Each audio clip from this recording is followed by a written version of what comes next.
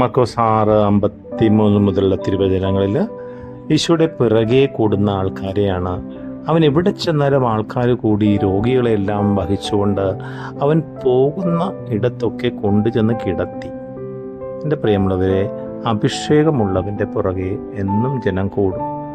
കർത്താവിൻ്റെ ആത്മാവ് വസിക്കുന്ന ഒരുവൻ്റെ അടുക്കലേക്ക് ചെല്ലാൻ എത്ര ദൂരം താണ്ടി മനുഷ്യർ ചെല്ലും. സത്യത്തിൽ നിന്നെ ഇത്തരമൊരു അഭിഷേകമുള്ള ആളായിട്ടാണ് ദൈവം കരുതുന്നത്. ദൈവം അങ്ങനെ ഒരാളായി ലോകത്ത് വ്യാപരിക്കാനാണ് നിൻ്റെ നിയോഗം. എന്തുകൊണ്ടാണ് നിൻ്റെ നിഴല് വീഴാൻ ആൾക്കാരില്ലാതെ പോകുന്നത്?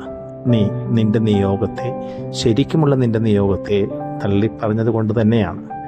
പത്രോസും പൗലോസും അവരുടെ തൂവാലകൾ കൊണ്ട് പിശാചുകൾ ബഹിഷ്കരിക്കപ്പെട്ടിരുന്നുവെന്ന് മറന്നു പോകരുത്. നീ ആ തലമുറയിൽപ്പെട്ടവനാണ്. ആമേൻ.